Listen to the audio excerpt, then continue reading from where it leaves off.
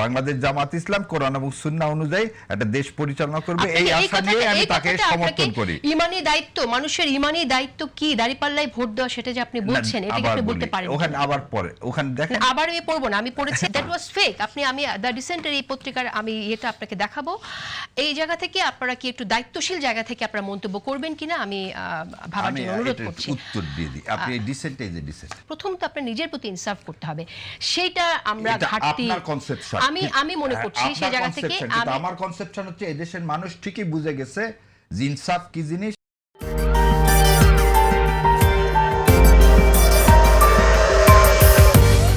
নির্বাচনী আইন লঙ্ঘন হবে তখনই যেটা শেখ হাসিনা 96 সালে করেছিলেন, মাথায় হেজাব দিয়ে হঠাৎ করে এসে তসবিহ নিয়ে নেমে গেলেন। আচ্ছা, এবার ডক্টর মোহাম্মদ তাহেরের কথা যেটা বলছেন, যেহেতু আমিরে জামাত এই বিষয়ে বলেননি, আর বাংলাদেশ জামাত ইসলাম একটা পলিসি সামিট করেছে, সেই পলিসি সামিটে বাংলাদেশ জামাত ইসলাম পুরা দেখিয়ে দিয়েছে তারা কি ধরনের রাষ্ট্র ব্যবস্থা চায়, কি ধরনের রাষ্ট্র ব্যবস্থা কায়েম হবে এবং কোরআন ও সুন্নাহর আলোকে কেমন করে হবে। দেখেন, শরিয়া কিন্তু one of the component of the Islamic state. So Islamic state মানে কিন্তু শরিয়া আইন না। শরিয়া সমাজ ব্যবস্থা যে কথাটা সিনোনিম হিসাবে ইউজ করা হয় তা না। মদিনা সনদে 47টা আর্টিকেল ছিল, তার মধ্যে একটা ছিল হচ্ছে শরিয়া। সো আপনি যখন এই শরিয়াকে একদম কম্পিটেবল করে ফেলে দিচ্ছেন কোরআন ও সুন্নাহর সাথে, এখানে বোধহয় আমাদের কথা একটু না, সেটা আপনারা করছেন। আমরা দেখছি যে সেন্ট্রাল থেকে আমরা একরকম মন্তব্য শুনতে পাচ্ছি, আবার প্রার্থীরা যেখানে ভোট চাইতে যাচ্ছেন সেখান থেকে আমরা শুনতে পাচ্ছি, সেখান থেকে কনফিউশনটা ক্রিয়েটেড হচ্ছে। আমরা শিরকের আলাপ যেটা আপনি বলেছিলেন সেই বিষয়টা একটু আসি। আপনি মনে হয় যে আপনার সাথে কথা বলে আপনি যথেষ্টই হাদিস পড়েছেন, আমরাও একটু অল্প বিস্তর পড়ি আর কি। সেই জায়গা থেকে আমার কাছে মনে হয়েছে যখন কেউ বলে যে একটি দলে ভোট দিলে, একটি মার্কায় ভোট দিলে সে জান্নাতে যাবে, সেটা একরকম শিরক। কারণ আপনি সেখানে আল্লাহ ছাড়া এই সিদ্ধান্ত কেউ বলতে পারে না, দিতে পারে না। বাংলাদেশ জামাত ইসলাম জান্নাতের টিকিট বিক্রি করতেছে, এটা হাইলি অবজেকশনেবল। এবং বাংলাদেশ জামাত ইসলামের সে ক্ষমতাই নেই, একমাত্র ক্ষমতা আল্লাহ সুবহানাহু ওয়া তাআলার। এবং তাহলে আমি একটু বলি, কোট করে একটু বলেন। আচ্ছা, আপনি নিজে বলেছেন সবার ইমানি দায়িত্ব দাঁড়িপাল্লাকে জয়লাভ করা, দাঁড়িপাল্লাই যদি ভোট না দেন কিয়ামতের দিন কি উত্তর দেবেন? শেখ মুজিব কি কাউকে জান্নাতে নিতে পারবে? পারবে না। জান্নাতে নিতে পারবেন একমাত্র আল্লাহ তাআলা। অন্তত কবরে গিয়ে যেন বলতে পারেন আল্লাহ দিন কায়েমের জন্য দাঁড়িপাল্লায় ভোট দিয়েছি। সো এখান থেকে তো বোঝা যাচ্ছে যে আপনি দাঁড়িপাল্লায় আবার পড়েন, দেখেন বলছে কি আল্লাহ একমাত্র বেহেশতে দিতে পারবে। দেখেন আপনি না, কিন্তু তারপরে আপনি বলতেছেন দাঁড়িপাল্লায় ভোট দেওয়ার কথা, সেটাও তো বলছেন আপনি। না, সেটা তো বলতেছি, ইমানি দায়িত্ব দাঁড়িপাল্লাকে জয়লাভ করা। আবারও বলতেছি ইমানি দায়িত্ব কিন্তু জামাতে ইসলাম। আমার কথার মধ্যে দেখেন, কথার মধ্যে আমি বলছি একমাত্র আল্লাহ জান্নাত দিতে পারে, এবং প্রথমেও যা বলছি এখনো বলতেছি কোরআন এবং সুন্নাহ অনুযায়ী চলতে হবে। এইভাবে যদি চলা যায় তাহলে ইনশাআল্লাহ আমরা কি করতে পারি, জান্নাতের আশা করতে পারি। বাংলাদেশ জামাত ইসলাম কোরআন এবং সুন্নাহ অনুযায়ী একটা দেশ পরিচালনা করবে, এই আশা নিয়ে আমি তাকে সমর্থন করি। ইমানি দায়িত্ব, মানুষের ইমানি দায়িত্ব কি দাঁড়িপাল্লায় ভোট দেওয়া, সেটা যে আপনি বলছেন, এটা কি আপনি বলতে পারেন? ওখানে আবার পরে ওখানে দেখেন, আবার আমি পড়বো না, আমি পড়েছি, আমার দর্শকরা শুনেছেন সেটা, রাইট? আপনি ইমানি দায়িত্ব বাংলাদেশ জামাত ইসলামকে ভোট দেওয়া। বাংলাদেশ জামাত ইসলাম, এই যে ভাই যেটা বললো, ভাইয়ের যদি কোনো কুয়াশা থাকে, আমার কাছে কোনো অস্পষ্টতা নাই, সেজন্য আমি জামাত ইসলামের ওয়েল উইশার এবং জামাত ইসলামকে পছন্দ করি। একটু শেষ করে দিব, জামাত ইসলামকে পছন্দ করি বা সমর্থন করি এই কারণেই, কারণ জামাত ইসলামী একমাত্র দল আমি দেখতে পাই যারা কোরআন এবং সুন্নাহর আলোকে এই দেশ পরিচালনা করবে বলে তারা প্রকাশ্যে ঘোষণা দিয়েছে, তাদের ইস্তেহারে তাই আছে সবকিছু, সেজন্য তাদেরকে আমি সমর্থন করি এবং এটা আমি বিশ্বাস করি। মানুষ কবরে যাওয়ার পরে কি হবে সেটা তো আমরা অনেক কিছু জানি, অনেকটা শুনি, কিন্তু কোন মার্কায় ভোট দিয়েছে এই যে প্রশ্ন করা হবে, এটা আপনি কোথা থেকে পেলেন? প্রশ্ন করা হবে না, আপনাকে বললেন মান দিনুকা। মানদিনুকা মানে দিন কায়েমের জন্য তুমি কি করছো।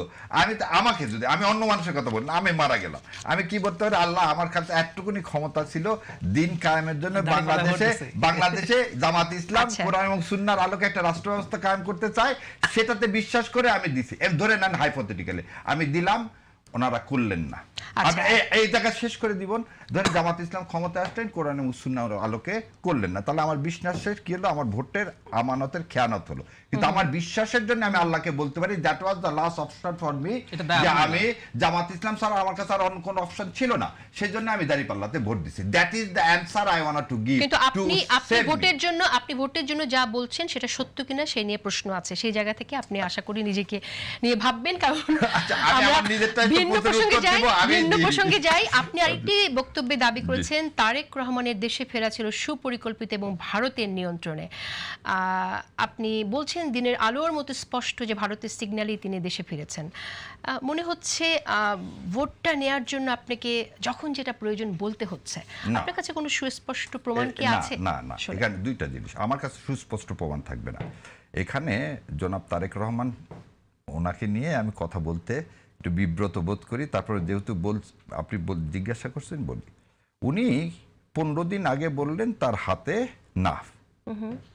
যখন উনি দেশে ফিরে আসার কথা বললেন তখন কিন্তু তিনি পরিষ্কার আজ পর্যন্ত করেনি টিল ডেট যে কেন সেদিন সে পাবলিকের, এটা কিন্তু পাবলিক স্পিচ, এটা কিন্তু অন্য কারোর সাথে না শোনা না, পাবলিকলি তিনি বললেন যে তার একক নিয়ন্ত্রণাধীন না। এই একক নিয়ন্ত্রণাধীন না মানিটা কে, এটা আজ পর্যন্ত ক্লিয়ার করলেন না।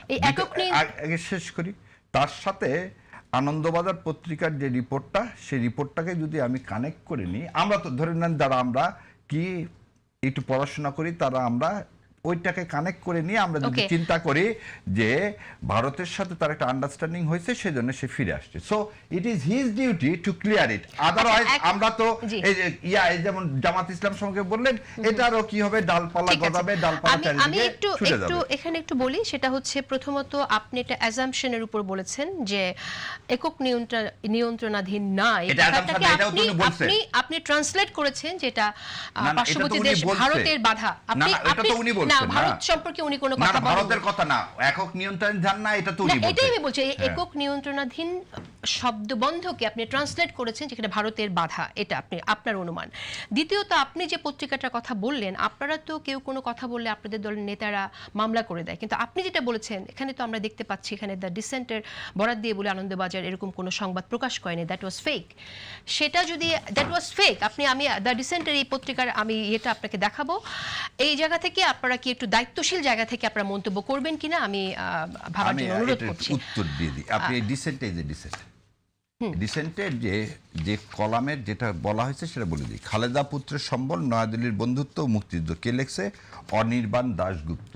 এই অনির্বাণ দাশগুপ্ত যে এইটা দেওয়া হয়েছিল আনন্দবাজার পত্রিকায়, এবং surprisingly I was so surprise যে আমি ওই কথা বলার পরে এখন কিন্তু ওখানে পেইড ভার্সন আসছে। জনাব তারেক রহমান সাহেবের ফিরে আসা নিয়ে কার বাধা? কারোই বাধা না। উনি ফিরে আসবেন ওনার দেশে, ওনার মায়ের কাছে, এটাই তো স্বাভাবিক। এবং তিনি তো ফিরে আসলেন, তাহলে ফিরে আসলেন 15 দিন আগে কি এমন ঘটনা ঘটলো যে যেটা ওনাকে বাদ দিলে? এবং আপনি বলছেন এটা অবশ্যই অনুমান নির্ভর, এবং আপনাকে ওটা বলে দিচ্ছি, এটা অনুমান নির্ভর কি, যে তথ্য যেগুলো পাইছি এগুলো যদি মিথ্যা হয়ে থাকে তাহলে আমাদের অনুমান ঠিক না, আমাদের অনুমান ঠিক না। কিন্তু আমরা দায়িত্বশীল জায়গা থেকে এই অনুমানগুলো করতে, আপনারা যেমন সাংবাদিক হিসেবে বিভিন্ন প্রশ্ন করেন, অনুমান করেন, আমরা ঠিক অনুমান করি জাতিকে কি জন্য, জাতিকে যাতে সহজে একটা পথ দেখানো। না, এখানে নিউজটা আপনি যে নিউজটা নিয়ে এসেছেন সেখানে স্পষ্ট বলা আছে আনন্দবাজার বরাত দিয়ে আপনি তারেক রহমানকে নিয়ে অসত্য ছড়িয়েছেন, সে কথাটা বলা আছে। বিএনপি নির্বাচন চায়, ভারত নির্বাচন চায়, জেনারেল ওয়াকার নির্বাচন চায়, জাহেদ নির্বাচন চায়। মানে যখন 5 বছর ইউনূসকে রাখতে হবে আলাপ হচ্ছিল, তখন এটার বিরুদ্ধে কথা বলেছি। যেহেতু কথা বলেছি, ভারত যেহেতু নির্বাচনের কথা বলেছে, তারা বলছে আমরা একটা নির্বাচন চাই, জাহেদও নির্বাচন চাই, সুতরাং জাহেদ ভারতের দালাল হয়ে গেছে, জাহেদ অ্যালাইন। আমি এই অ্যালাইনমেন্ট দেখেছি, আমার ওখানে মন্তব্য হয়, তো আমি মন্তব্য পড়ে মানুষের অপিনিয়ন বোঝার চেষ্টা করি।